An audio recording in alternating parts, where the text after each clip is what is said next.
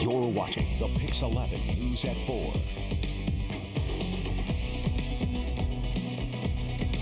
Well, it's Women's History Month, and sometimes the most powerful tool a woman has is her voice. Whether you're trying to make yourself heard at work or in your personal life, speaking up for yourself can lead to positive change. Thanks so much for staying with us.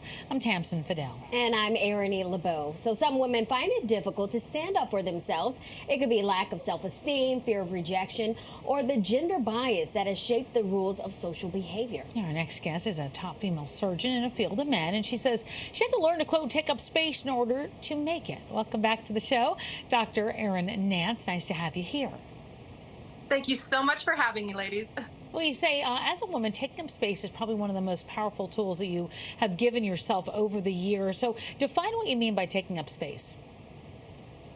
Taking up space means being visible, being heard, having the courage to share your point of view.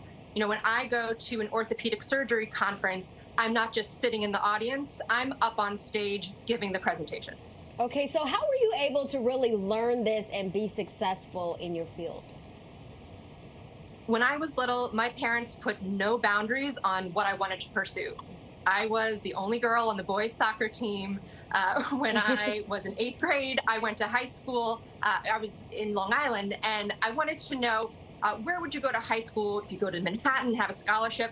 And they said, well, you know, the boys, they're schools for boys. And that just didn't sit right with me. So I did my own research, and I found out that there were schools for girls in Manhattan that offered scholarships. And it was just assumed that the girls didn't want to or weren't capable of traveling the 3 hours to go to school. So I'm very proud to say that I graduated from Marymount, and a girl every year since then has gone to school in Manhattan. Oh, wow, that's great to hear. So why is it so important for women to do this? Because, you know, maybe a lot of them don't have the parents that you had that said anything is possible. So if you want people to respect you, you have to respect yourself first. And that means believing that your opinion is valuable and that it is worth listening to. Okay, so how do you suggest or some ways that women can confidently speak up for themselves? The first thing is to show up as your authentic self. I'm in a field with 94% male, and I didn't want to be a female impression of what a male professional looked like. So I went to all of my grand rounds wearing dresses, wearing heels, because that's what I was most comfortable in. The second is to speak intentionally, have a point and get to it. The third is to stop saying you're sorry.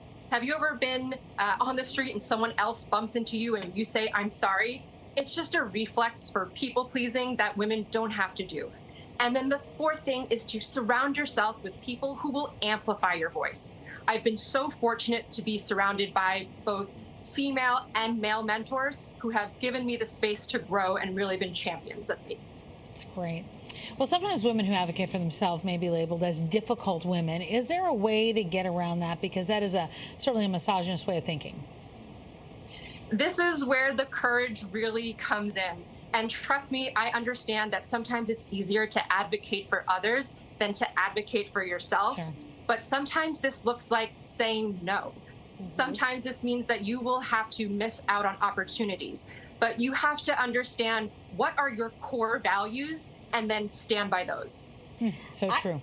I actually saw something that we were rolling that picture before I asked you this question. Can you explain that Bart Simpson pillow and the brace on your arm?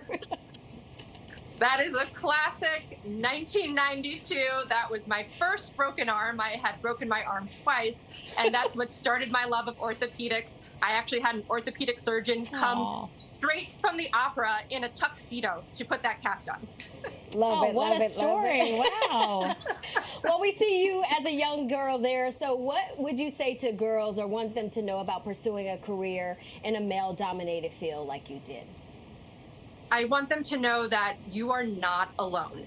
And even though you may be the only female in the room or in the Zoom room, there are so many strong women who have come before you, and we are supporting you, and you got this. I love it. Dr. Nance, we feel empowered by just your voice. Thank you so much for sharing your inspiring story for Women's History Month. Thank you so much for having me. Nice to see you again.